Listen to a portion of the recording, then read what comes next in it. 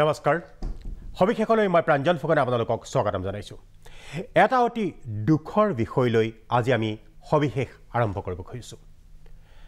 আজি পুৱাৰে পৰা এই বাতৰিটো আমি সম্প্ৰচাৰ কৰি আহিছো গোলাঘাট জিলাৰ ডেৰগাঁৱৰ বালিজানত মই পুনৰবাৰ কৈছো গোলাঘাট জিলাৰ ডেৰগাঁৱৰ বালিজানত আজি পুৱতি নিশাই সংঘটিত হয় এক শোকাবহ দুৰ্ঘটনা যেটো দুৰ্ঘটনাত 12 জনকৈ লোক তাৰ মাজত শিশু আছে মহিলাও আছে নিহত হয় ঘটনাস্থলীত বহুকেইজন আহতও হয় এইদৰে ৰাজপথৰতেই এনেদৰে দুৰ্ঘটনা সংঘটিত হয় বহু লোকৰ প্ৰাণহানি হৈছে আৰু তাৰ ভিতৰত এটো এটা ইতিমধ্যে গোটেই কেইজন লোক আছিল একেখন গাঁৱৰে আৰু তেওঁলোকে গৈছিল পিকনিক খাবলৈ গৈ থাকোতে এই ঘটনাটো সংঘটিত হ'ল বিপৰীত দিশৰ পৰা অহা এখন কয়লা ভৰ্তি ট্ৰাকে খুন্দিয়াই বাছখনক আৰু এনেদৰে দুৰ্ঘটনাটো সংঘটিত হয় এইখিনি হৈছে দুৰ্ঘটনাৰ কেন্দ্ৰৰ সংঘটিত হ'ল এতিয়া কথাটো হৈছে এনেধৰণৰ পথ দুৰ্ঘটনাবোৰ শোকাবহ পথ দুৰ্ঘটনা একেলগে 12খনকৈ চিতা আজি জ্বলিছে এটো কম কথা নে এনেকৈ 12খনকৈ চিতা জ্বলিছে আৰু অশ্ৰুসিক্ত নয়নেৰে সকলোৰে চাই আছে সেই চিতাকেইখনলৈ যে এই এনেধৰণৰ দুৰ্ঘটনা আমি ৰোধ কৰিব পৰা নাই কিয় বাৰে বাৰে সংঘটিত হৈ আছে এনেধৰণৰ দুৰ্ঘটনা পৰিবহণ মন্ত্ৰীয়ে মটৰ চাইকেল লৈ সমগ্ৰ অসম ভ্ৰমণ কৰি আছে পথ সুৰক্ষাৰ বাবে তাৰ পিছতো গুৱাহাটীকে ধৰি অসমৰ বিভিন্ন স্থানত 31 ডিসেম্বৰৰ দিনা আৰু তাৰ পাছতো তাৰ আগতো মুখত পাইপ ভৰোৱা কাৰ্যকৰী চলি আছে এনেধৰণৰ বিভিন্ন ধৰণৰ কাম চলি থকাৰ পিছতো পৰিবহণ বিভাগে কিয় ৰোধ কৰিব পৰা নাই বহুকেইটা কিন্তু ইয়াত হুৰুঙাও আছে বহু কথা আছে আমি আলোচনাৰ মাজত সেই সমূহ কথা আজি উত্থাপন কৰিম যি সমূহ বিষয়ৰ ওপৰত পৰিবহণ বিভাগে গুৰুত্ব দিব লাগিছিল পথ নিৰ্মাণৰ ক্ষেত্ৰত হেমাহি কৰা সংস্থাই গুৰুত্ব দিব লাগিছিল আমি তেওঁলোকক জবাবদিহি কৰিম আজিৰ এই সবিশেষত প্ৰথমতে আমি আপোনালোকক লৈ যাওঁ গোলাঘাট জিলাৰ কমাৰবন্ধাৰ বসা ভৰলুৱা সেই স্থানলৈ য'ত আজি একেলগে 12খনকৈ চিতা জ্বলিছে আমাৰ উজনি অসমৰ ব্যুৰো চিফ মোৰ সতীৰ্থ উৎপল বৰা উপস্থিত আছে উৎপল আজি সেই দুখৰ সমভাগী হৈছে আপুনি উপস্থিত আছে সেই স্থানতে য'ত আজি 12খনকৈ চিতা জ্বলিছে এটা মই আপোনাক সুধিব খুজিছো তাত উপস্থিত লোকসকলে এই ঘটনাটোৰ সম্পৰ্কত কেনেদৰে ব্যক্ত কৰে বা এই শোকৰ ম্ৰিয়মান হৈ পৰিছে গোটেই গাঁওখনৰ লোক এই শোকাকুল পৰিৱেশটোৱে ভৱিষ্যতে আমাক আৰু সতৰ্ক কৰি দিবনে বা আপুনি কি ভাবে তাত কি পৰিৱেশ বা পৰিস্থিতি এই মুহূৰ্তত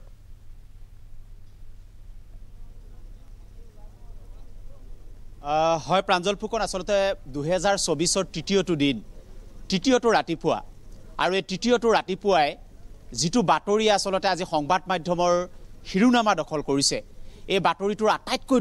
দুখ লগা মৰ্মান্তিক হৃদয়স্পৰ্শী কোনোদিন আপুনি মই নিবিচৰা কোনোদিন কোনোজন টেলিভিছনৰ দৰ্শকে নিবিচৰা এখন ছবি প্ৰথমতে মই দেখুৱাই ল'ব বিচাৰিছোঁ আৰু তাৰ পিছত আপুনি যিটো কথা কৈছে যে এই অঞ্চলৰ লোকে বিভিন্ন দল সংগঠনে আজিৰ ছবিখনক লৈ কি ক'ব বিচাৰিব কিন্তু তাৰ আগত মই এখন এনে ছবি এই মুহূৰ্তত দেখুৱাই ল'ব বিচাৰিছোঁ আপুনি চাওক 11খনকৈ চিতা 12 জন মানুহৰ মৃত্যু 11খন চিতা আৰু 11খন চিতা একেলগে এখন পথাৰত এই মুহূৰ্তত ডাউকৈ জ্বলি থকা এই শোকাকুল শোকস্তব্ধ বাকৰুদ্ধ যিটো পৰিৱেশ এই পৰিৱেশটো আমি দেখুৱাব লগা হৈছে মোৰ সতীৰ্থ আসিফ আৰু মোৰ সতীৰ্থ বিশ্বই এই মুহূৰ্তত মোৰ আমাৰ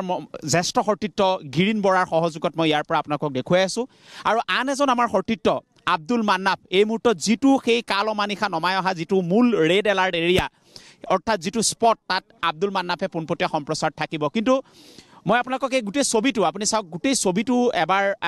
প্ৰাঞ্জল ফুকন ডাঙৰীয়া আপুনি এজন অসমৰ বিভিন্ন বাতৰিৰ লগত জড়িত বিভিন্ন সংবাদৰ লগত জড়িত এজন অন্যতম প্ৰবীণ সাংবাদিক আপুনিও আপোনাৰ কেৰিয়াৰত বহু বাতৰি কৰিছে বা বহু বাতৰি আপুনি এনেকৈ সন্মুখলৈ আনিছে এই যিটো ছবি এনে ছবি আসলতে বাতৰি কৰোঁতে আটাইতকৈ কষ্ট লাগে আৰু মোৰ 13 বছৰীয়া কেৰিয়াৰত আটাইতকৈ দুখ হৈছে 3 জন 4 জন মই 7 জনলৈকে কৰিছোঁ কিন্তু 11খন চিতা একেলগে এনেকৈ যোনে আনন্দ কৰিবলৈ গৈছিলে যোনে ফূৰ্তি কৰিবলৈ গৈছিলে যোনে ভগৱানৰ সেৱা ল'বলৈ গৈছিলে যি কথা আমি পুৱাৰে পৰা কৈ আহিছোঁ সেই 11খন চিতা কোনোদিন কোনো বাটেৰে তেওঁলোক গ'লগৈ কোনোদিন গোটেই গাঁওখন স্তব্ধ মৰিশালীৰ এক পৰিৱেশ আৰু এই গোটেই ঘটনা কিয় হ'বলৈ পালে সেই কথা আমি সকলোৱে জানো কাৰ ভুল কি কথা কিন্তু অভিৱৰ্তন মোৰ লগত আছে এই মুহূৰ্তত আছুৰ অন্যতম এজন জ্যেষ্ঠ নেতা তেওঁ মোৰ লগত এই মুহূৰ্তত উপস্থিত আছে মই অভিৱৰ্তনৰ পৰা অকণমান প্ৰতিক্ৰিয়া ল'ম আকৌ মই ছবিটোৰ মাজলৈ লৈ যাম অভিৱৰ্তন এই ছবিটো আপোনাৰ জীৱনৰ হয়তো থাকি যাব মন মগজুত এইখন ছবি কি ক'ব বিচাৰিব জীৱনত এনেকুৱা ছবি আগতেতো দেখাও নাই আৰু ভৱিষ্যতে দেখিবৰ কাৰণেও আচলতে যাতে দেখিবলৈ নাপাওঁ সেইটোৱে ভগৱন্তৰ ওচৰত প্ৰাৰ্থনা জনাইছোঁ আৰু বিশেষভাৱে এনেকৈ 11খন চিতা জ্বলাটো গোটেই গাঁওখনৰ কাৰণে যিটো এটা পৰিৱেশ হৈছে অৱৰ্ণীয় কোনো ভাষাই বুজাব নোৱাৰি গতিকে এই সময়খিনিত কিনো ক'ম পৰিয়াললৈ সমবেদনা জ্ঞাপন কৰিছোঁ আৰু আত্মাৰ চিৰশান্তি কামনা কৰিছোঁ কাৰণ আমি পৰা এই কথাটো কৈ আছোঁ যে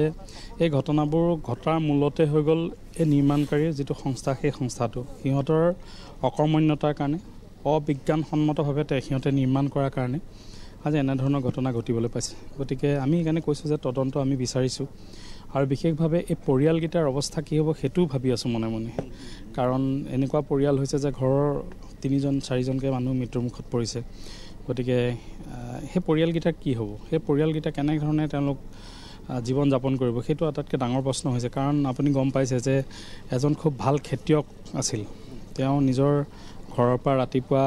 বিলাহী ছিঙি পেলাই লৈ গৈছে গতিকে খুব এটা সুন্দৰভাৱে তেওঁ খেতি খোলা কৰি পেলাই জীৱন নিৰ্বাহ কৰি আছিল আৰু প্ৰায়বিলাক পৰিয়ালে খুব নিজৰ মাজতে খেতি বাতি কৰি চলি থকা পৰিয়াল আছিল গতিকে এই ঘটনাবিলাকে এই যিখন গাঁওখন বিশেষকৈ গাঁওখনৰ কাৰণে যি ঘোৰ অমানিশা নমাই আনিছে আৰু মই ভাবোঁ যে এইটো আমাৰ প্ৰত্যেকৰে মনত এটা সাজ বহি গ'ল আৰু এইটোৱে কৈছোঁ আৰু এই সময়খিনিতনো কি ক'ম মানে ভগৱন্তৰ ওচৰত প্ৰাৰ্থনা কৰিছোঁ যাতে এনেকুৱা দিন আৰু আমি যাতে দেখিবলগীয়া নহয় সেইটোকে ক'ম আৰু আচলতে ইয়াতকৈ ক'বলগীয়া প্ৰাঞ্জল ফুকন আৰু হয়তো নাই এনেকুৱা দিন যাতে কেতিয়াও দেখিবলগীয়া নহয় মই আকৌ কৈছোঁ আজি আপোনাৰ এই এঘণ্টীয়া অনুষ্ঠানটোত প্ৰাঞ্জল ফুকন আপুনি আৰম্ভণিতে যিটো ছবি দেখুৱাইছে এতিয়া আমি যিটো ছবি দেখুৱাইছোঁ একেলগে এই ছবিটো অত্যন্ত মৰ্মান্তিক আৰু আপুনি এটা কথা সোধোতে মোৰ কাণত ভাজি আছে যে ইয়াৰ পৰা আমি কি শিকিম ইয়াৰ পৰা ভৱিষ্যতে আজি চাওক আপুনি SOP উলিয়াই দিছে কেইটামান মুহূৰ্তৰ পূৰ্বে ৰাজ্য চৰকাৰে SOP এই SOPখন আজি উলিয়ালে অৰ্থাৎ 12টা মৃতদেহৰ পিছত উলিয়ালে 12খন চিটাৰ পিছত এখন SOP উলিয়াইছে আৰু বহুত কিবা কিবি হয়তো কাইলৈ পৰহিলৰ ভিতৰত হ'ব কিন্তু এই গোটেই ঘটনাবিলাক নোহোৱাৰ আগত SOP নীতি নিৰ্দেশনা এই কথাবিলাক কিয় নাহে ক'লা ধোঁৱা এই ডাও ডাওকৈ জ্বলি উঠা চিটা এই চিটাবোৰ যেতিয়া টিভিৰ স্ক্ৰীণত বাতৰি প্ৰথম পৃষ্ঠাত যেতিয়া দিয়া হ'ব তাৰপিছত SOP ওলাব তাৰপিছত নীতি নিৰ্দেশনা দিয়া হ'ব তাৰপিছত ডেকুৰাম বনাব তাৰপিছত আইন কানুন বনাব আগত কিয় নহয় একেই পথ একেই ৰাস্তা একেই গাড়ী একেই মানুহ একেই ৰাজ্য কিয় নহয় এই কথাবিলাক গতিকে আপুনি চাওক আজি কেনেধৰণৰ এটা পৰিৱেশ হৈছে একেখন ঘৰৰ দেউতাক জীয়েক একেখন ঘৰৰ মাক পুতেক একেখন ঘৰৰ 5জন মানুহ নৱজিৎ শইকীয়া তেওঁৰ পৰিয়ালটোক যেতিয়া মই দিনত বাতৰি কৰি আছোঁ তেওঁৰ মৃতদেহ তেওঁৰ কন্যা সংকটজনক ICUত তেওঁৰ পত্নী ICUত সংকটজনক তেওঁৰ এটি কন্যা চিকিৎসাধীন আৰু কোন থাকিল 2জন কন্যা তেওঁৰ পত্নী আৰু তেওঁৰ মূল মানুহজন গুচি গ'ল নিত্যানন্দ বৰা আপুনি চাওক তেওঁ কাইলৈ ঘূৰি যোৱা কথা আছিলে গুৱাহাটীলৈ তেওঁ আকৌ কামত যোগদান কৰাৰ কথা আছিলে এটা ব্যক্তিগত কোম্পানীত কাম কৰিছিল ছোৱালীজনী লৈ আজি টিলিঙা মন্দিৰ ওলাইছিল লগতে ভতিজাকক লৈ লৈছিল ভতিজাকো নাই ছোৱালীজনীও নাই দেউতাকো নাই এই যিটো ছবি এই যিটো বাতৰি এইটো কিমান গধুৰভাৱে আমি আচলতে স্পটৰ পৰা কৰিব লগা হৈছে ইয়াত কি শব্দ ক'ব শিহৰণকাৰী মৰ্মান্তিক অভিশপ্ত শোকস্তব্ধ শোকাকুল কি শব্দৰে আপুনি ক'ব আজি চা বৰ্ণনা আপোনাৰ যথেষ্ট কষ্ট হৈছে কথাখিনি ব্যাখ্যা কৰোঁতে আমি গম পাইছোঁ এনেকুৱা এক পৰিৱেশৰ পৰা বাতৰি পৰিৱেশন কৰাটো অতি কঠিন কাম আচলতে সকলো আমি মানুহ সকলোৰে এখন হৃদয় আছে কিন্তু আপুনি যি কঠিন পৰিৱেশ আৰু পৰিস্থিতিত এই বাতৰি পৰিৱেশন কৰিছে সেই কষ্টখিনি মই অনুধাৱন কৰিব পাৰিছোঁ এতিয়া এই সম্পৰ্কত আমি প্ৰথমতেই কৈছোঁ ইয়াৰ কাৰণ আমাৰ লগত লাইভত আছে আমি কিছু সময়ৰ আগতে আপোনালোকক কৈছিলোঁ আমাৰ লগত লাইভত আছে মহম্মদ নিজামুদ্দিন তেওঁ হৈছে হোজাইৰ পৰা আমি তেওঁৰ ওচৰলৈ যাম সাংগঠনিক সম্পাদক মটৰ শ্ৰমিক সংস্থা এতিয়া এই সম্পৰ্কত প্ৰথমতে আমি যিহেতু যান বাহনৰ কথা আহি পৰে ইতিমধ্যে আমি কৈছোঁৱেই যে পৰিবহণ মন্ত্ৰী পৰিমল শুক্লবৈদ্যই সমগ্ৰ অসম মটৰ চাইকেল চলাই ঘূৰি ফুৰিছে তেওঁ সজাগতা আনিবলৈ চেষ্টা কৰিছে কিন্তু তাৰ পিছতো সজাগতা আহিছেনে পথ দুৰ্ঘটনা কিয় সম্পূৰ্ণৰূপে নিৰাময় কৰিব পৰা নাই কি কয় পৰিবহণ বিভাগে এই ক্ষেত্ৰত পৰিবহণ বিভাগে গা পাতি ল'বনে যে তাত বহু কাৰণ আছে এই যিবিলাক যান বাহন তাৰ বহুতে ইতিমধ্যে যিটো ফিটনেছ চাৰ্টিফিকেট নাথাকে আজি যিখন বাছ যিখন বাছ দুৰ্ঘটনাত পতিত হ'ল তাৰ বীমাৰ ম্যাদ উকলি গৈছিল, তাৰ ফিটনেছ চাৰ্টিফিকেটৰ ম্যাদ উকলি গৈছিল, তেনেহ'লে এইবিলাক পৰীক্ষা কোনে কৰিব? আমি পৰিবহণ মন্ত্ৰী মই আপোনাক সুধিব খুজিছোঁ যে এই ব্যৰ্থতাৰ দায়িত্ব আপুনি বা আপোনাৰ বিভাগে ল'বনে?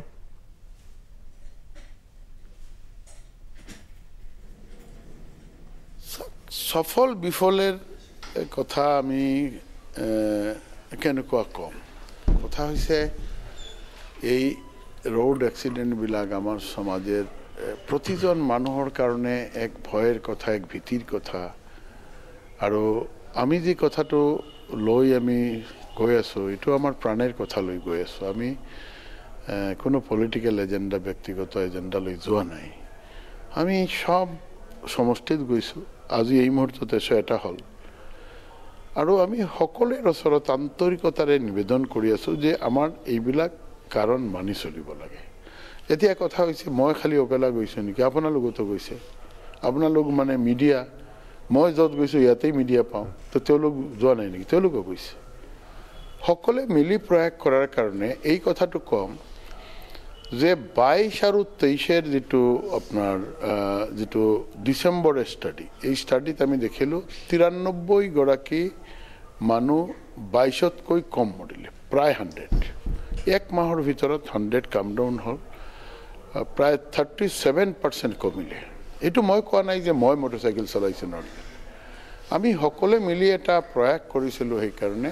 হয়তো এইটো কমিছে। এইটো আমি সফলতা নকওঁ। কিয় সফলতা কম? মানুহতো মৰিলে, এতিয়া মানুহ মৰিলে কিন্তু অলপ কম মৰিছে। আমাৰ এটা প্ৰয়াস আছে যে সমাজৰ প্ৰতিটা স্তৰলৈকে আমাৰ যাব লাগে। আমি ট্ৰাই কৰি আছোঁ। আমি ছাত্ৰ, শিক্ষক গোটেইখিনি লগতে কথা কৈ আছোঁ, কৃষকৰ লগতে, সাংবাদিকৰ লগতে, আমি চাকৰিয়ালৰ লগতে, আমি ড্ৰাইভাৰ্ছ এছ'চিয়েশ্যন, অ'নাৰ্ছ এছ'চিয়েশ্যন, সকলোৰে লগতে কথা কৈ আছোঁ। সকলো যদি জাগ্ৰত ভূমিকা লয় আৰু আমাৰ সমাজৰ যিসকল বিভিন্ন নেতৃস্থানীয় ব্যক্তি সিহঁতে যদি লয়, সেইকাৰণে আপুনি দেখিছে যে আমি গুৱাহাটী আমাৰ ছেক্ৰেটাৰিয়েটৰ সন্মুখত আমি প্ৰথম দিনা 1 জানুৱাৰী আমি ৰাতিপুৱা আৰম্ভণিত আমি এটা সমাজৰ প্ৰখ্যাত মানুহবিলাকক আমি লৈ গৈছিলোঁ। সকলোকতো লৈ যাব পৰা নাই, প্ৰতীকী হিচাপে লৈছোঁ, সংবাদ মাধ্যম লৈছোঁ। আমি ঠিক তেনেকুৱা সাহিত্যিক ল'লোঁ, আমি লেখক ল'লোঁ, আমি গায়ক ল'লোঁ, আমি খেলুৱৈ ল'লোঁ। এনেকুৱা আমি যিসকল মানুহ সমাজক নেতৃত্ব দিয়ে তেওঁলোকৰ জৰিয়তে আমি সমাজলৈকে যোৱাৰ চেষ্টা কৰি আছোঁ। তো এই ক্ষেত্ৰত আপুনি সফল বিফল আমি ক'ব নোৱাৰোঁ, বাট আমি এটা প্ৰয়াস কৰি আছোঁ যাতে এদিন আমি সফলতা আনিব পাৰোঁ।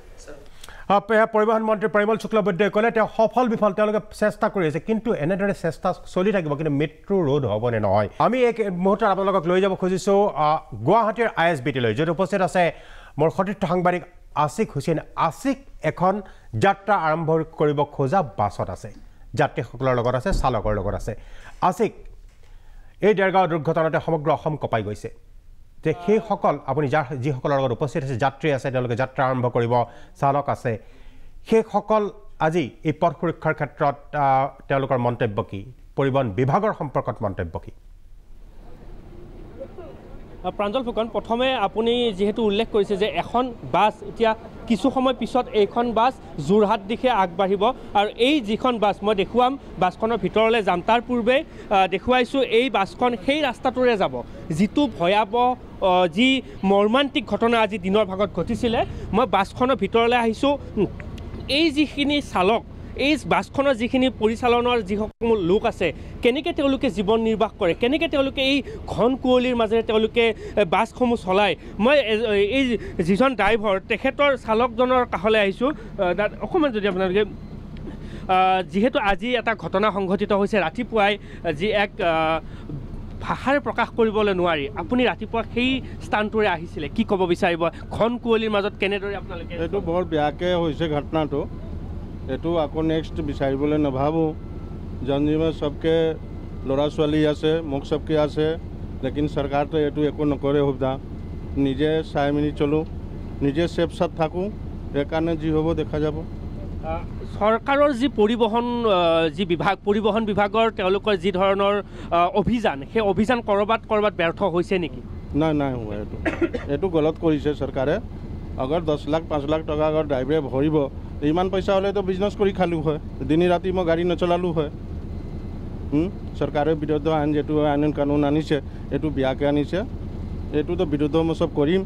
লাগিলে ষ্ট্ৰাইক হওক চাই গাড়ীয়ে এৰি দিম নচলাওঁ ঘৰত থাকিম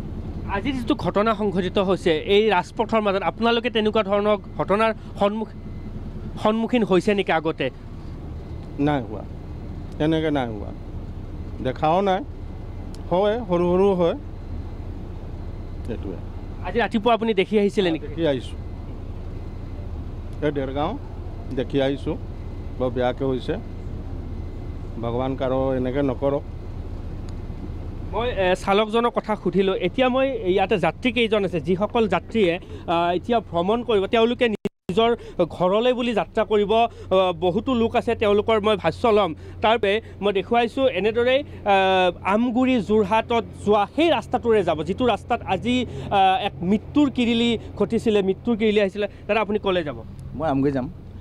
আজিৰ যিটো ঘটনা ঘটিছে ৰাতিপুৱাই মৰ্মান্তিক ঘটনা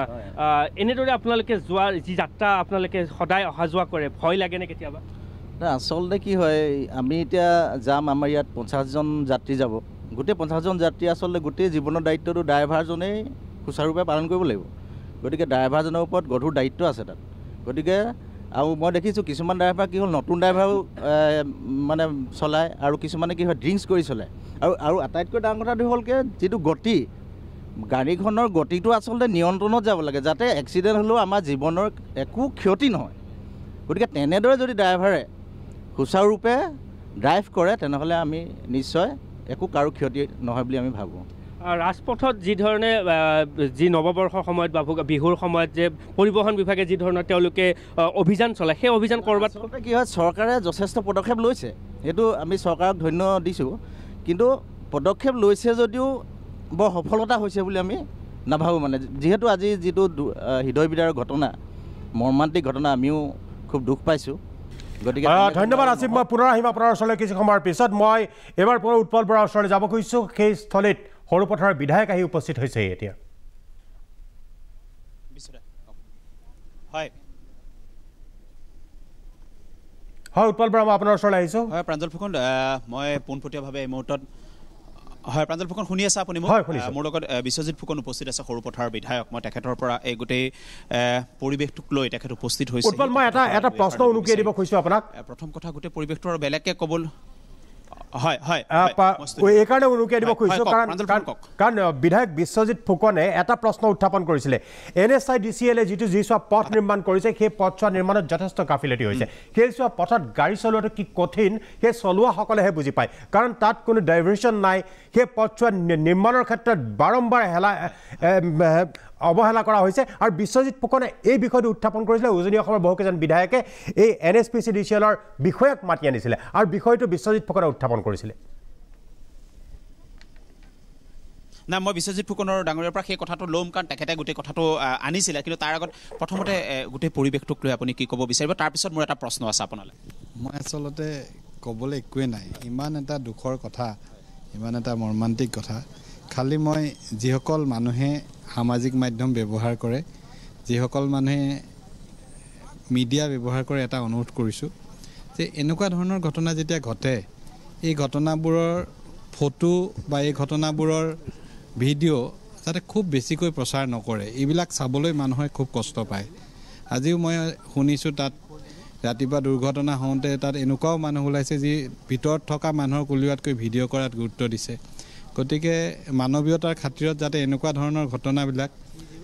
কথাখিনি কওক যিখিনি কথা ক'ব খুজিছে ভিজুৱেল নেদেখুৱাকৈ দৰকাৰ হ'লে গ্ৰাফিক্সত দেখুৱাই কওক কিন্তু ভিডিঅ' বেছিকৈ দেখুৱাই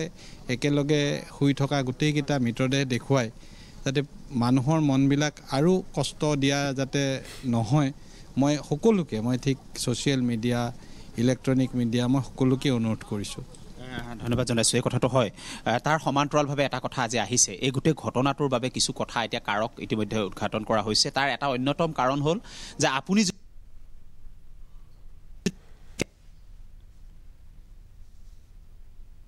খুঁটি সাংকেতিক চিহ্নই কওক ৰিফ্লেক্টৰে কওক এই যিবিলাক জনসযোগ পথৰ ক্ষেত্ৰত পৰিবহণৰ ক্ষেত্ৰত যিখিনি লাগে এইখিনি ক্ষেত্ৰতো আজি এটা কাৰণ আহিছে আপুনি এই মুহূৰ্তত NHIDCLক লৈ আপুনি কি ক'ব বিচাৰিব আচলতে NHIDCLৰ কাম কাজত অসমৰ কোনো ৰাইজ সন্তুষ্ট নহয় বিধানসভাই নিজৰ অসন্তুষ্টি প্ৰকাশ কৰিছে বিধানসভাৰ অধ্যক্ষই NHIDCLৰ বিষয়াক মাতি আনি সোনকালে সকলো ঠিক কৰিবলৈ নিৰ্দেশ দিছে আৰু উজনি অসমত এবাৰ ৰাস্তা ভ্ৰমণ কৰাৰ এটা সিদ্ধান্ত লৈ থোৱা হৈছে আৰু এই দুৰ্ঘটনাৰ লগত কোনো ধৰণৰ তেওঁলোকৰ গুৰুতৰ নেগলিজেন্স আছে নেকি সেই সম্পৰ্কটো আমি প্ৰশাসনক অনুসন্ধান কৰিবলৈ দিছোঁ যদি কাৰোবাৰ কিবা তেনেকুৱা ধৰণৰ অভিযোগ প্ৰমাণ হয় সেই বিষয়ে ব্যৱস্থা গ্ৰহণ কৰা হ'ব ধন্যবাদ উৎপল মই যেতিয়া কৈছে গোটেই কথাখিনি ধন্যবাদ উৎপল মই পুনৰ আহিম চাই পেলাই কৈছে মই এটা বিৰতি ল'ব খুজিছোঁ মই চিনাকি কৰি দিছোঁ আমাৰ ষ্টুডিঅ'ত উপস্থিত আছে দুজনকৈ বিশেষ ব্যক্তি মই ষ্টুডিঅ'ত চিনাকি কৰি দিব খুজিছোঁ ষ্টুডিঅ'ত উপস্থিত আছে মনোজ হালৈ হৈছে সভাপতি সৌৰ অসম দিবানৈশ বাছ চালক সংস্থা আৰু এগৰাকী ব্যক্তি আছে অতি পৰিচিত আপোনালোকৰ মুখখন পৰিচিত ৰূপম দত্ত এটি মিঠা হাঁহিৰে ৰূপম দত্ত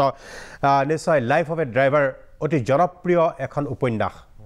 মানুহৰ হাতে হাতে আছিল সকলোৱেই ঠিক হটকেকৰ দৰে কিনিছিল লাইফ অফ এ ড্ৰাইভাৰ আৰু সেইখনৰ লেখক মই লেখক বুলি পৰিচয় কৰি দিছোঁ আৰু ৰূপম দত্ত এগৰাকী চালক ৰূপম সংস্থাৰ দায়িত্বটো আছে সংস্থাৰ দায়িত্বটো এটা গুৰুত্বপূৰ্ণ দায়িত্বটো আছে তেখেতসকলে ক'ব ৰূপমে আৰু হালৈ ডাঙৰীয়াই বহু কথাই খুব মুক্তভাৱে মুকলিভাৱে কৈ আহিছে যিসমূহ ভুলৰ বাবে এনে দুৰ্ঘটনা সংঘটিত হ'বলৈ পাইছে এটা বিৰতিৰ পিছত এই দুজন ব্যক্তিয়ে ক'ব যে এনে দুৰ্ঘটনা কিয় সংঘটিত হ'ব পাৰে ভুল কাৰ এটা বিৰতিৰ পিছত মই প্ৰাঞ্জল ফুকন পুনৰ উভতি আহিছোঁ সবিশেষৰে আমি আজি সবিশেষত আলোচনা কৰি আছোঁ ডেৰগাঁৱত সংঘটিত সেই শোকাবহ দুৰ্ঘটনাটোত যিটোত 12জনকৈ লোকৰ মৃত্যু হ'ল আৰু তাৰ পৰিপ্ৰেক্ষিতত আমি আলোচনা কৰি আছোঁ পথ সুৰক্ষা কিমান সফল হৈছে কিয় বাৰে বাৰে সংঘটিত হয় এই দুৰ্ঘটনাসমূহ মই চিনাকি কৰি দিছিলোঁ বিৰতিলৈ যোৱাৰ আগতে দুজন বিশেষ ব্যক্তি আমাৰ ষ্টুডিঅ'ত আজি উপস্থিত আছে মনোজ হালৈ সভাপতি সৌৰ অসম দিবানৈশ বাছ চালক সংস্থা ৰূপম দত্ত উপদেষ্টা সৌৰ অসম দিবানৈশ বাছ চালক সংস্থা আৰু লাইফ অফ এ ড্ৰাইভাৰ তেখেত লেখক মই ৰূপম দত্তৰ ওচৰলৈ আহিছোঁ ৰূপম দত্ত ডেৰগাঁও দুৰ্ঘটনাৰ সম্পৰ্কত সংবাদ মাধ্যমৰ জৰিয়তে আপোনালোক অৱগত আপুনি কি কয় যে কিয় বাৰে বাৰে এনেধৰণৰ সংঘটিত হ'বলৈ পায় দুৰ্ঘটনাসমূহ এনেকুৱা ধৰণৰ দুৰ্ঘটনাবোৰ সংঘটিত হয় প্ৰথম কথা অপৰিপক্ক ড্ৰাইভিং আৰু দ্বিতীয় কথা ৰাস্তা এতিয়া কি হয় আমি ৰাতি চলাই আছোঁ ইয়াত 4 লেন বনাই আছে তাত ডেইলি ৰাস্তা সলনি হৈ আছে কিন্তু সলনি হৈ থাকোঁতে যিটো প্ৰপাৰ আপোনাৰ সিগনেল দিব লাগে তাত ৰেডিয়ামত আপোনাৰ কাৰেণ্ট দিব লাগে বহুত দূৰৰ পৰা যাতে মানুহে গম পায় যে ইমানটো দূৰত গৈ পেলাই আগত টাৰ্ণিং আছে ইয়াত একেবাৰে ওচৰত গৈ দি দিয়ে নতুন মানুহৰ কাৰণে বিৰাট বিপদ হয় ধৰিব নোৱাৰে ক'ত ডাইভাৰচন আছে আৰু ছেকেণ্ড থিং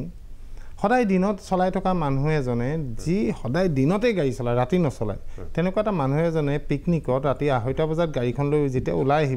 আহি ভাল ৰাস্তা এটা পাব একদম নিমাও যিকোনো এটা ড্ৰাইভাৰ সৰু ল'ৰা মন যাব অকণমান স্পীড যাবলৈ আজি গাড়ীখনো খুব স্পীডত আছিলে বাছখন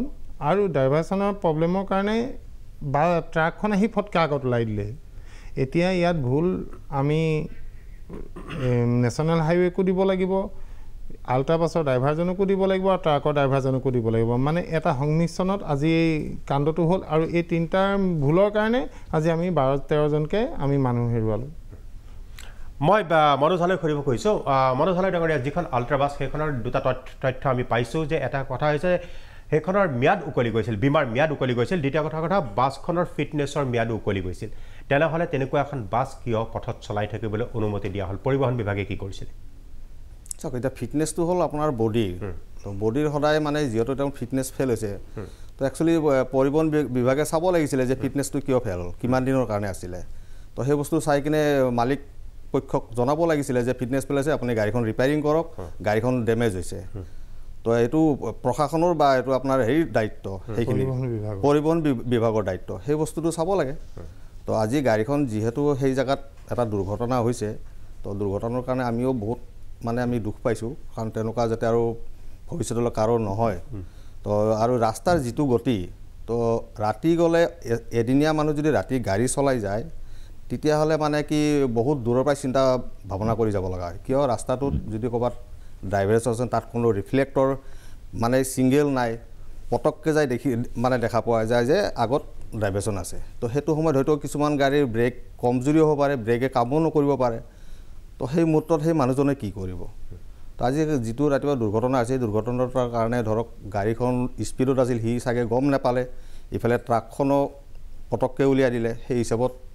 তেখেতৰ অলপ ব্ৰেকৰ হেৰি কাৰণে এইটো দুৰ্ঘটনাটো হ'ব পাৰে সেইটো কাৰণে আমিও বহুত দুখ পাইছোঁ যাতে ভৱিষ্যতলৈকে এনেকুৱা নহয় হালদিঙৰ পুনৰ আহিম মই এবাৰ ঘটনাস্থলীলৈ যাব খুজিছোঁ ঘটনাস্থলী আমি কৈছোঁ দেৰগাঁও বালিজান তাত উপস্থিত আছে মোৰ সতীৰ্থ সাংবাদিক আব্দুল মান্নাফ সেই স্থানডোখৰ যি স্থানতেই আজি পুৱা সংঘটিত হৈছিল সেই ভয়াৱহ দুৰ্ঘটনা এতিয়াৰ পৰিৱেশ কি তাত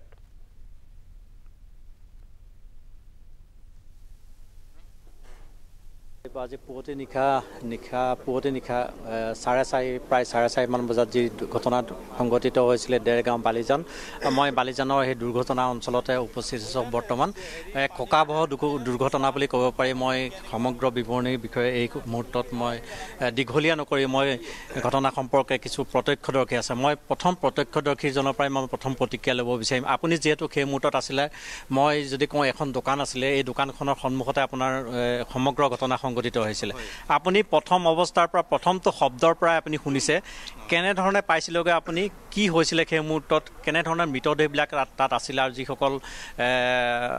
আহত হৈছিলে তেওঁলোক কেনে পৰিস্থিতিত আছিলে আপুনি সমগ্ৰ বিৱৰণ অকণমান আমাক জনাওক আমি মানে 4:30 বাজিছিলে 4:20 হৈছিলে তেতিয়া আমি ইয়াত জুই ফুৱাই আছিলোঁ প্ৰকাণ্ড শব্দ এটা হ'ল শব্দ হোৱাৰ লগে লগে আমি দৌৰি গ'লোঁ দৌৰি গৈ মানে চিঞৰ বাখৰ মাইকী মানুহ আছিলে কেণ্টাৰখনত আপুনি দেখিছে এই মুহূৰ্তত খুন্দাটো দেখিছে হয় ফোন আহিছিলে কথা পাতিলোঁ মানে কোৱা এই প্ৰকাণ্ড যেতিয়া শব্দ হ'ল তেতিয়া আমি দৌৰি গ'লোঁ আমাৰ বন্ধু এজন আছিলে দোকানত এইজন ভয়তে এইফালে পলালে তেতিয়া মই মানে অকলে সাহস কৰি গ'লোঁ গাড়ীখনৰ ভিতৰত সোমাই প্ৰথম চালোঁ চোৱাৰ লগে লগে বহুত মৃতদেহ মানে দেখি পালোঁ তেতিয়া ময়ো নামি আহিলোঁ নমাৰ অহাৰ লগে লগে গাঁৱৰ মানে স্থানীয় কেইটামান যুৱক দৌৰি আহিলে সিহঁতক মানে লগত লৈ মই গাড়ীৰ ভিতৰত সোমোৱাৰ লগে লগে মানে যিবিলাক জখম আছিলে সিহঁতক মানে লগালগ মই উলিয়ালোঁ বাহিৰত তাৰপিছত যিবিলাক মৃতদেহ আছিলে 9টাক বাহিৰত উলিয়াই থলোঁ তাৰপিছত কুকুৰা আছিলে ভিতৰত কুকুৰা মানে চিঞৰ বাখৰ কৰি আছিলে তাত মই লাট মাৰি এই পথাৰত পেলাই দিলোঁ তাৰপিছত কোৱাটাৰ বটল 2-3টামান তাত পৰি আছিলে এইবিলাক চব পেলালোঁ বাহিৰত এইখনেই কুকুৰাও আছিলে কুকুৰাও আছিলে আপুনি যি মুহূৰ্তত দেখিছে নিহত কেইজন লোক হৈছিলে নিহত 9জনক মই ভিতৰত পাইছোঁ 9জনক আৰু জখম প্ৰায় 12-13টামান হ'ব তেতিয়ালৈকে আহি পেলাই আপোনাৰ পুলিচ বা প্ৰশাসন পাইছে প্ৰশাসনক মই যেতিয়া লগালগ ফোন কৰিলোঁ আৰু স্বাস্থ্য বিভাগত 108ত ফোন কৰিলোঁ 1 ঘণ্টাৰ পিছত আহিছে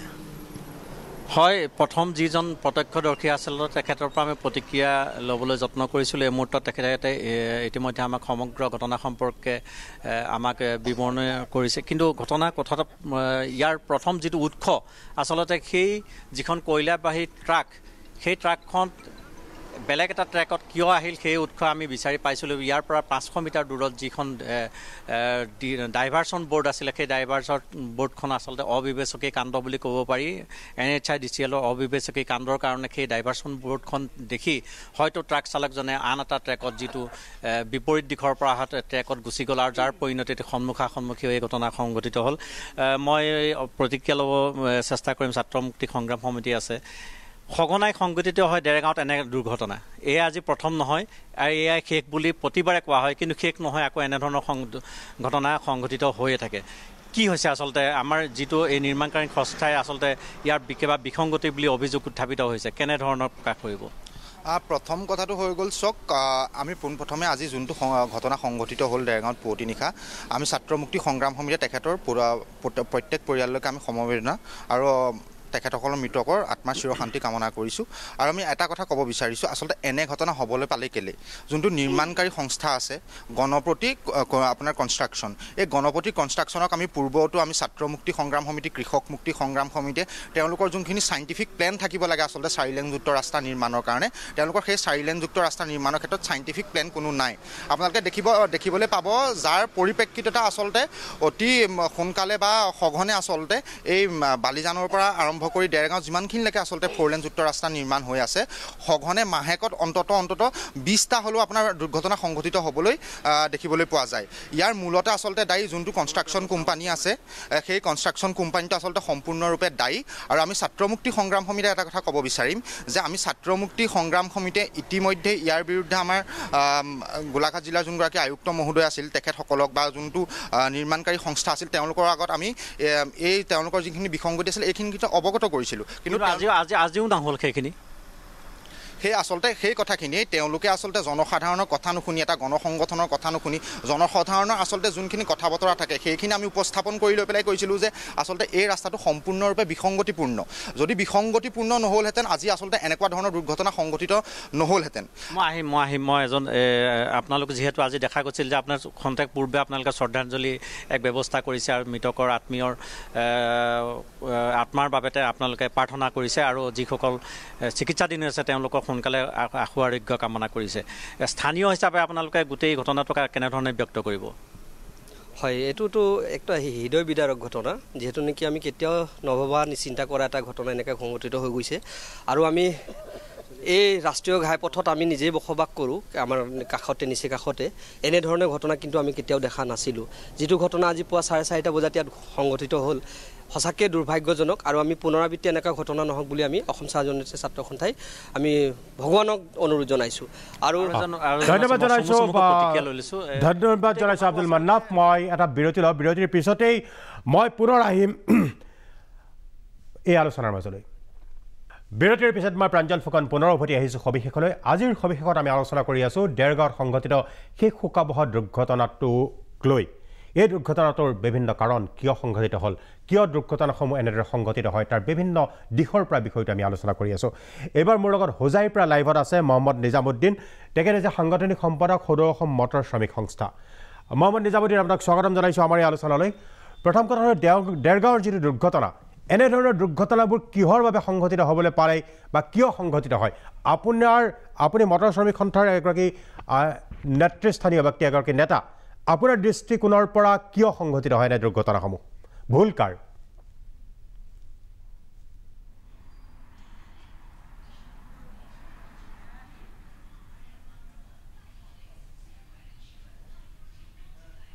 ডেৰগাঁৱৰ এক্সিডেণ্টটো মই কিন্তু দেখা নাই নেদেখাকৈ ক'ব লাগিব আৰু ইমান দেৰিৰ পৰা যোনটো মই শুনি আছিলোঁ এই হিচাপততো ৰং ছাইডত গাড়ী NHY মানে বহুত জেগাত মানে বহুত এনেকুৱা ধৰণৰ মানে কি ক'ম আৰু তেওঁলোকে মানে ভুল ৰাস্তাৰ কাৰণে ড্ৰাইভাৰ ভ্ৰমিত হৈ যায় কিছুমান সময় এইটোৰ কাৰণে হয় এই দুৰ্ঘটনা ৰোধ কৰাৰ ক্ষেত্ৰত পৰিবহণ বিভাগ কিমান দূৰ সফল হৈছে বুলি ভাবে আপুনি পৰিবহণ বিভাগৰ কিবা কৰণীয় আছে নাই মোৰ আৱাজ গৈছেনে হয় শুনি আছোঁ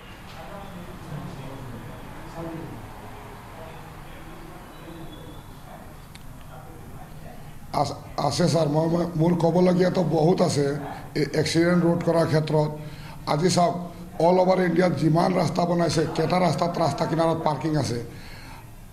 ৰাস্তা কিনাৰত যদি আপুনি হোটেলৰ সন্মুখত খাৰা কৰি ভাতো খাব নোৱাৰে ড্ৰাইভাৰেতো যাব ক'ত এই ৰাস্তাৰ জাল যে বিচাৰিছে গোটেইটো ইণ্ডিয়াত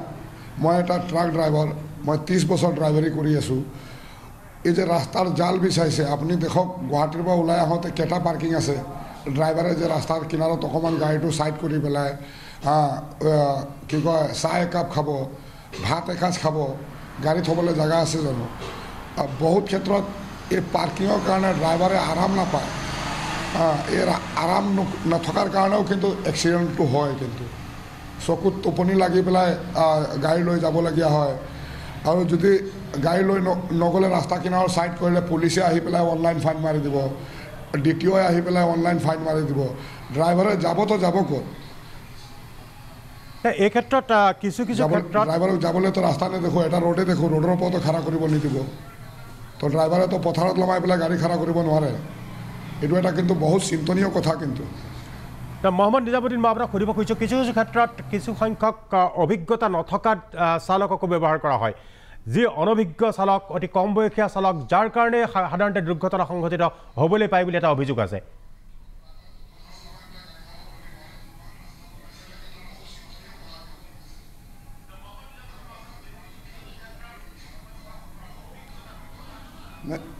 এইটো কম বয়সীয়াটো আমিও নামানো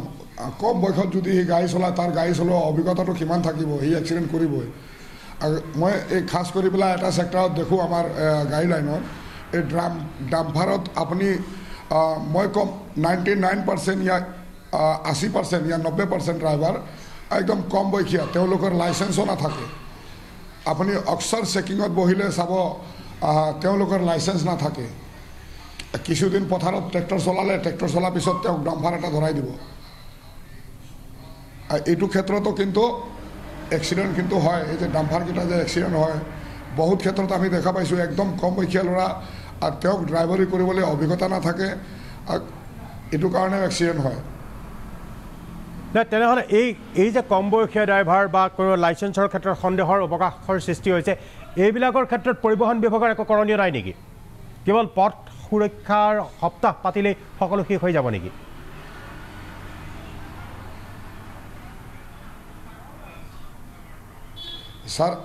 ছাৰ মই আচ্ছা মই কওঁ মই মোৰ জিলাকে কওঁ হোজাই জিলাত আমি হোজাই জিলাত ইমান লিখিলোঁ খালি আপুনি ড্ৰাইভাৰৰ ওপৰত দেখিলে নহ'ব বহুত গাড়ী মালিক আছে গাড়ী ফুল মেইনটেনেন্সত নাৰাখে গাড়ী কিন্তু টেকনিক্যাল ফল্টতো কিন্তু এক্সিডেণ্ট হয় কিন্তু এইটোও মানিব লাগিব এক্সিডেণ্ট হ'লে যে একমাত্ৰ ড্ৰাইভাৰে মদ খাই পেলাই এক্সিডেণ্ট কৰিলে সেইটোও কিন্তু ধৰি ল'লে নহয় কিন্তু সকলো ড্ৰাইভাৰে মদ নাখায় যেনিবা মই 30 বছৰ ড্ৰাইভাৰী কৰি আছোঁ 93ৰ মই ট্ৰাক ড্ৰাইভাৰ আজিৰ দিনলৈ আমি মদ চুই পোৱা নাই এই এটা দুটা ইয়াৰ 10% ড্ৰাইভাৰ যে মদ খায় এইকাৰণে কিন্তু 100% ড্ৰাইভাৰক মদাৰো ক'ব নোৱাৰে কিন্তু আৰু আমি এক্সিডেণ্ট হ'লে ফটেককৈ খালি শুনি পাওঁ কিন্তু ড্ৰাইভাৰৰ ওপৰত দুখ দি দিব ড্ৰাইভাৰে মদ খাই পেলাই এক্সিডেণ্ট কৰি দিছে এইটো কিন্তু মানিবলৈ কথা মানুহে কি ফটককৈ আঙুলি কৰি দিয়ে লগতে আমি আৰু এটা বস্তু ক'বলৈ বিচাৰিম এই আমাৰ এই ভাৰত চৰকাৰে এই যে এতিয়া ড্ৰাইভাৰৰ ওপৰত যে কালা কানুন আনিলে আমিতো কম এইটো কালা কানুন এইটোৰ ওপৰত অকণমান ডিছকাছ কৰিব পাৰোঁনে ছাৰ হয় কওক মই আহিম সেই বিষয়টোলৈ পুনৰ আহিম মহম্মদ ইউনুছ মই পুনৰ আহি আছোঁ মই পুনৰ ষ্টুডিঅ'লৈ আহিব খুজিছোঁ মই ৰূপম দত্ত এই কথাটো বিশেষকৈ যে গাড়ীৰ মেইনটেনেন্স সেইটো এটা অন্যতম কাৰণ দুৰ্ঘটনাৰ বুলি তেখেতে উল্লেখ কৰিছে আৰু আমিও এই প্ৰসংগটো আমি গুৰুত্ব সহকাৰে লওঁ যে এই ক্ষেত্ৰত গাড়ীৰ মালিক বা যি সংস্থা থাকে তেওঁলোকে এই কথাটোত কিমান দূৰ গুৰুত্ব দিয়ে বা চালকসকলে অৱগত কৰেনে গাড়ীৰ মালিকক যে ইয়াত প্ৰব্লেম আছে এই বস্তুত প্ৰব্লেম আছে চাওক গাড়ী এখনে ৰাস্তাত প্ৰব্লেম দিলে আটাইতকৈ প্ৰব্লেম হয় ড্ৰাইভাৰজন বা গাড়ী ষ্টাফৰ কিয়নো আমি ৰাস্তাত 40-45জন মানুহ লৈ যাওঁ গাড়ীখনে কিবা প্ৰব্লেমৰ কাৰণে যদি গাড়ীখন ৰৈ যায় আমি সেই 40-45জন মানুহৰ দায়িত্ব আমি বহন কৰিব লাগে স্পটত আমি থাকোঁ সেই সময়ত মানুহৰ খং উঠে মানুহে বেয়া কথা কয় মানুহে গালি পাৰে এনেকুৱা এটা কেছ একদম খুব কম দিনৰ আগত মোৰ লগতে ঘটি গৈছে মোক চিনি পাই যদিও মোক বেয়াকৈ কথা শুনাই থৈ গৈছে তো মেইনটেনেন্সটো কি হয় ড্ৰাইভাৰজনে যেতিয়া গাড়ী চলাই আহে ড্ৰাইভাৰজনে আহি নিজৰ কোম্পানীত কৈ দিয়েহি মেনেজাৰক হওক বা মালিকক হওক যে দাদা মোৰ এইকেইটা বস্তু বেয়া আছে এইখিনি চেঞ্জ কৰিব লাগে আৰু তাত মেনেজাৰবোৰে বিভিন্ন অজুহাত দেখুৱাই আজি মাল অহা নাই আজি কাইলৈ পাবহি এটা ট্ৰিপ তুমি গৈ আহা নেক্সট ট্ৰিপত লগাই দিম এনেকৈ কৰি পেলাই কেতিয়াবা পেণ্ডিং কৰি দিয়ে আৰু তাৰ ফল ড্ৰাইভাৰসকলে ভুগিবলগীয়া হয় এতিয়া ছাপ'জ টায়াৰৰ এণ্ডাল গৈ আছে আপুনি কোনোবা এটা জেগাত খুলি যাব চকাটো প্লে হৈ যাব আপুনি তাৰপিছত আৰু কণ্ট্ৰল নাথাকে গাড়ীখনত সেইকাৰণে কৈছোঁ গাড়ীখনৰ মেইনটেনেন্সটো 1 নম্বৰ যি গাড়ীৰ মেইনটেনেন্স সদায় ভাল সেই গাড়ী এক্সিডেণ্ট কেতিয়াও হ'ব নোৱাৰে তেখেতে ঠিক কৈছে যে মেইনটেনেন্সৰ কাৰণেও গাড়ী এক্সিডেণ্ট হ'ব পাৰে এটা কথা সুধিব খুজিছোঁ কাৰিকৰীভাৱে আপুনি জানিব গভৰ্ণৰ বুলি এটা বস্তু থাকে যিহেতু বাছত আল্ট্ৰা বাছত থাকেনে সেই বস্তুটো বা প্ৰতিখন গাড়ীতে গভৰ্ণৰ থাকে গভৰ্ণৰটো হ'ল এটা স্পীড লিমিট আপুনি সেইটো তাত স্পীড লিমিটটো আপুনি কণ্ট্ৰল কৰিব পাৰে আমাৰ প্ৰাইভেট গাড়ীবোৰত সেইটো ইউজ নকৰে কিন্তু প্ৰফেশ্যনেল গাড়ীত 80 কিলোমিটাৰ স্পীডত সেই গভৰ্ণৰটো বন্ধা থাকে কিন্তু আমাৰ মেক্সিমাম ড্ৰাইভাৰে কি কৰে আপোনাৰ ডিলাৰত গৈ পইচা খুৱাই সেই গভৰ্ণৰটো খুলি দিয়ে খুলি পেলাই সেইখন 95 বা 100 যোৱা কৰি লয় আৰু একচুৱেলি স্পীড যোৱাৰ কাৰণে এক্সিডেণ্ট হ'ব যে সেইটো মোৰ বৰ তাৰ পক্ষপাতি যিখন দুৰ্ঘটনা তাত আছিল নাই বাৰু সেইটো থাকেনে নাথাকে তাতো থাকে সেইখন BS4 গাড়ী আছিলে মোৰ মতে সেইখন BS4 গাড়ী আছিলে BS4 গাড়ীবোৰত খুলিবলৈ সহজ গভৰ্ণৰটো সেইখন আজি এক্সেছ স্পীডত আছিলে সেইখন গভৰ্ণৰ স্পীডত নাছিলে আপুনি কি কৈছিলে স্পীডত যোৱাৰ কাৰণে দুৰ্ঘটনা নহ'ব পাৰে নেকি আপুনি ৰেগুলাৰ চলাই থকা ড্ৰাইভাৰ এজনৰ 120 কিলোমিটাৰ যোৱা গাড়ীখনো তেওঁ 120 কিলোমিটাৰ নচলায় আমি গাড়ী এখন চলাই থাকিলে আমি 120 কিলোমিটাৰ চলাই গ'লে তেল বহুত খাই যাব আমাৰ ওচৰত স্পীডটো থাকিলে কি হয় কেতিয়াবা আপুনি জাম চামত ফচিলে আমি সেইটো মেকআপ কৰিবৰ কাৰণে কেতিয়াবা অলপ স্পীড দিওঁ কিন্তু আমি যিমান গভৰ্ণৰ খোলা থাকিলেও আমাৰ 80 ওপৰত আমি নাযাওঁ 75 80 75 80 আমাৰ ৰাতি গাড়ী চলে কিয়নো আমাৰ মাইলেজটোৰ কথা আছে একেটা টিপত সদায় একেটা লাইনতে গাড়ী চলে এটা টিপত যদি 30 লিটাৰ তেল বেছি খাই যায় তাত কথা শুনিবলগীয়া হয় সেইটো কাৰণে আমাৰ গাড়ী 80 75 তেনেকুৱাই চলে কিন্তু গভৰ্ণৰটো যদি আমি খুলি থওঁ আমি তাৰ অৰ্থ এইটো নহয় যে আমি 120ত চলাই আছোঁ গোটেই ৰাতি আমি 80 75 চলাওঁ কিন্তু ৰাস্তাত কেতিয়াবা জাম হৈ গ'ল আমি টাইমত আহি পাব লাগে তেতিয়া অলপ স্পীড দিয়া হয় কিন্তু গভৰ্ণৰটো সকলোৰে কাৰণে খোলাটো উচিত নহয় মনোজলে মই আৰু এটা কথা সুধিব খুজিছোঁ কালি যিজন চালকে চলাইছিলে তেওঁলোকে যাত্ৰা 2:30 বজাৰ আশে-পাশে কৰিছিলে হয় এটা কথাটো হৈছে মই মনোজলৈ যে 2:30 বজাত যাত্ৰা আৰম্ভ কৰিছিলে সাধাৰণতে তেওঁ এজন মানুহ তেওঁ এটা পৰ্যাপ্ত টোপনিৰ প্ৰয়োজন আমিতো কওঁ যে 8 ঘণ্টা শুব লাগে কিন্তু সেই এটা পৰ্যাপ্ত টোপনি কাৰণ যেতিয়া ষ্টেৰিঙত এজন মানুহ বহিব তেওঁ মাইণ্ডটো সদায় এটা ফ্ৰেছনেছ থাকিব লাগিব কনচেনট্ৰেশ্যনৰ কথা থাকে বেলেগ কামত কি ইয়াত কনচেনট্ৰেশ্যনটো বেছি লাগিব এতিয়া 2:30 বজাত যদি তেওঁ উঠি গাড়ীখন চলাইছে তাৰ তেওঁ শুইছে কিমান ঘণ্টা এই কথাবোৰ যে তেওঁ দিনত এটা ট্ৰিপ মাৰিছে তাৰপিছত আকৌ কম সময় শুই আকৌ 2:30 বজাত চলাইছে এই কথাবোৰৰ কাৰণেও দুৰ্ঘটনা সংঘটিত নহয় জানো হয় সেইটো নিশ্চয় হয় কাৰণ আমি এইটো আলোচনা কৰিছিলোঁৱে যে যিজন ড্ৰাইভাৰে তেওঁ ৰাতি গাড়ী চলাইছে তেওঁতো দিনতো গাড়ী চলাইছিলে তেওঁ দিনতো টিপ মাৰিছে তো যিহেতু দিনত টিপ মাৰিছে তেওঁক হয়তো ৰাতিটো তেওঁক ৰেষ্ট লাগিছিলে তো তেওঁৰ এগেইনষ্টত বেলেগ এজন ড্ৰাইভাৰ মেনেজ কৰিব লাগিছিলে তো সেইটো মালিকে এইটো চাব লাগে যে যিহেতু ৰাতি 2:30 বজাত গাড়ীখন লৈ যাব ইমান দূৰলৈকে তো মই বেলেগ এজন ড্ৰাইভাৰ মই এজন ঠিক কৰোঁ ডাবল দিব লাগিছিলে বা দুজনে যোৱাগৈ তো দুজনে যাই কিনে তোমালোকে মিলি কিনে কাৰোবাৰ যদি টোপনি লাগে ৰাস্তাত চেঞ্জ কৰি কিনে গাড়ীখন লৈ যাবা তো এজন ড্ৰাইভাৰে যদি দিনতো টিপ মাৰে আৰু মালিকৰ প্ৰেছাৰত যদি গৈছে তো মালিকৰ ভুল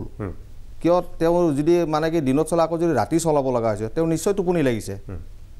সেইটো সম্ভৱেই আমিও কেতিয়াবা এনেকুৱা আমি গোটেই ৰাতি গাড়ী চলাই আহি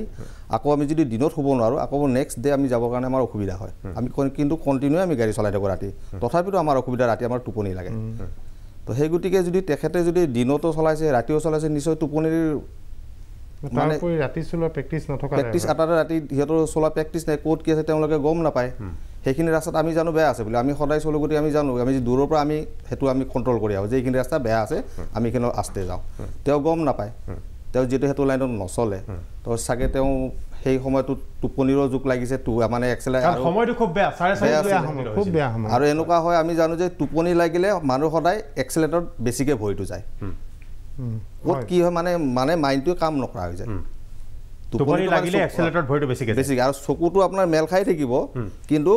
মানে কাম নকৰে তো সেইটো সময়ত কি হয় আপোনাৰ হয়তো এক্সেলেটৰত ভৰি যাব নহয়তো ব্ৰেকত ভৰি যাব ব্ৰেকত ভৰি গ'লে ধৰক ক'ৰবাত যাই কিনে ব্ৰেক মাৰি ক'ৰবাত হয়তো ছাইডত খুন্দা খাবও পাৰে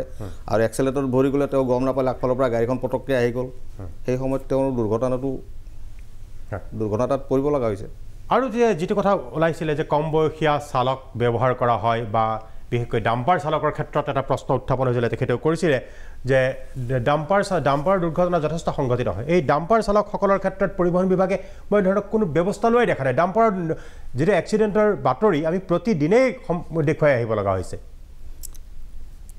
আপুনি কি কয় আমি জানো যে মই জানাত যে ডাম্পাৰবিলাকৰ স্পীড লিমিটটো 60 থাকে বুলি জানো কোম্পানীয়ে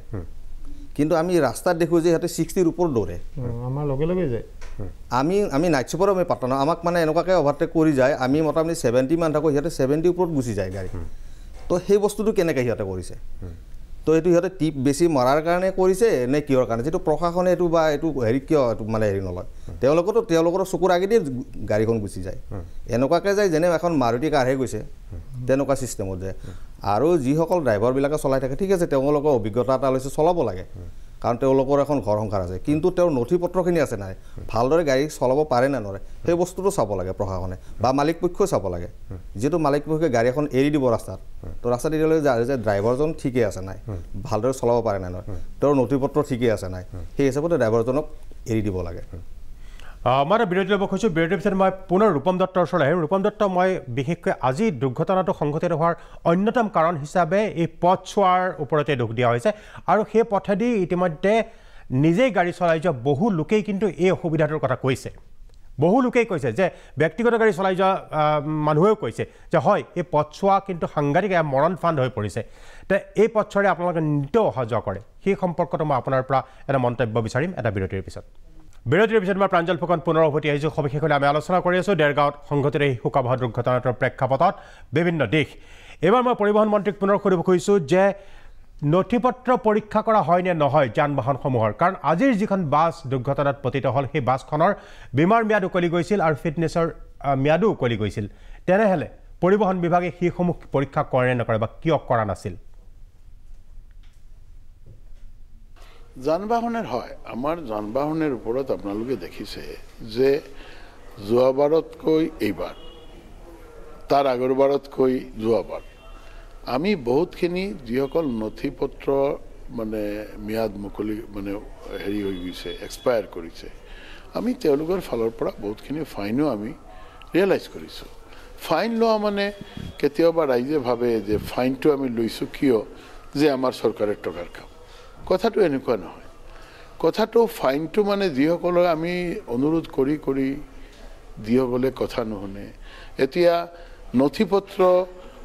এক্সপায়াৰ কৰা মানে কি তো নিয়ম নীতিৰ আধাৰত নচলে এতিয়া এটা যান বাহন মানেই তো এটা মেচিন হয়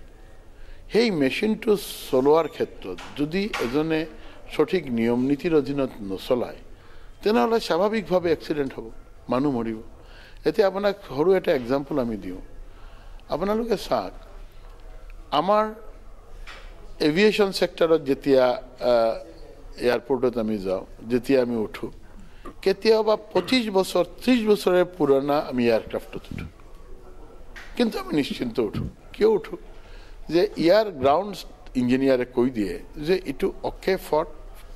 ফ্লাই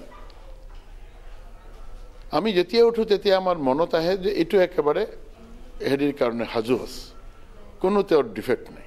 এতিয়া গাড়ীৰ মালিকটোৱেতো ক'ব লাগে তেওঁৰ গাড়ীটো ৰাস্তাত অহাৰ কাৰণে এইকাৰণে আমি ফিটনেছটো চাওঁ আপুনি যি নথিপত্ৰটো ক'লে এতিয়া ফিটনেছ নাই তাৰ পাছতে যদি ধৰিবলৈ যায় তে ৰাইজে ক'ব তেওঁৰ টকা লাগে টকাৰ কথা নহয়তো এইটো গাড়ীটো ফিট কৰি দিয়ক বাবা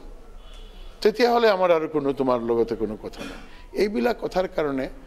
আমি আপোনালোকে দেখিছে আমি বহুতখিনি ফাইনো ৰিয়েলাইজ কৰিছোঁ আৰু বহুতখিনি গাড়ী এতিয়া লাহেকৈ আহিছে ধন্যবাদ সেয়া মন্ত্ৰীয়ে ক'লে যে যি নথিপত্ৰৰ প্ৰসংগত ক'লে মই ৰূপম দত্তক সুধিছিলোঁ যে পথৰ কথা এই পথৰ ক্ষেত্ৰত এই পথটোতে আপোনালোক সদায় চলাই থাকে